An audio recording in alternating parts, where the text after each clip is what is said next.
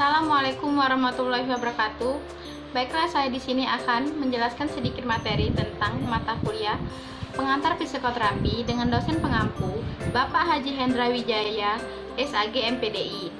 Baiklah, pertama-tama perkenalkan, nama saya Cindy Julitasari dengan NIM 2020502073 dari Fakultas Dakwah dan Komunikasi, Prodi Bimbingan dan Penyuluhan Islam, kelas BPI 252C. Baiklah, materi yang pertama yaitu histori psikoterapi. Yang kedua, pengertian psikoterapi. Yang ketiga, tujuan psikoterapi. Yang keempat, unsur-unsur psikoterapi. Histori psikoterapi.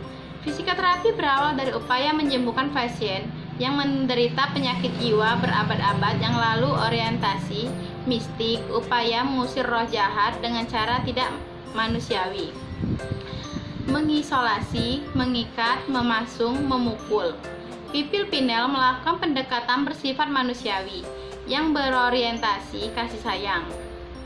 Mendirikan Asylum, Anton Mesmer mempergunakan teknik hipnotis dan sugesti. Teknik hipnotis kemudian digunakan oleh Jean-Martin Charcot. Paul Dubos merumuskan dan menekankan peranan penting teknik berbicara, speak, thank you, dan talking cure yang digunakan kepada pasien. Paul Dubos tercatat sebagai the first psikoterapis. Joseph Breuer Senior dan Sigmund Freud menggunakan teknik hipnotis dan teknik berbicara dalam upaya menyembuhkan pasien-pasien histeria.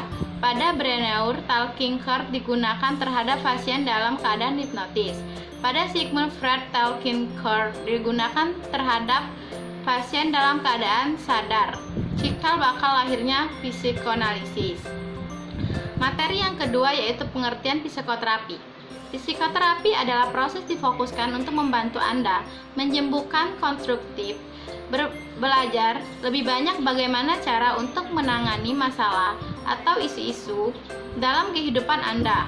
Hal ini juga dapat menjadi proses yang mendukung ketika akan melalui periode yang sulit atau stres meningkat, seperti memulai karir baru atau akan mengalami perceraian. Materi yang ketiga yaitu tujuan psikoterapi. 1. Menghapus, mengubah, dan mengurangi gejala gangguan psikologis. Yang kedua, mengatasi pola perilaku yang terganggu. Yang ketiga, meningkatkan pertumbuhan dan perkembangan kepribadian yang positif. Yang keempat, memperkuat motivasi klien untuk melakukan hal yang benar. Yang kelima, menghilangkan atau mengurangi tekanan emosional. Yang keenam, mengembangkan potensi klien. Yang ketujuh, mengubah kebiasaan menjadi lebih baik. Yang kedelapan, memodifikasi struktur kognisi pola pikiran.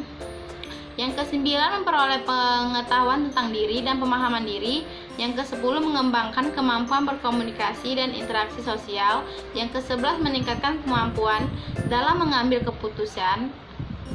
Yang kedua-belas, membantu penyembuhan penyakit fisik. Yang ke-13, meningkatkan kesadaran diri. Yang ke-14, membangun kemandirian dan ketegaran untuk menghadapi masalah. Yang ke-15, penyesuaian lingkungan sosial demi tercapai perubahan, dan masih banyak lagi.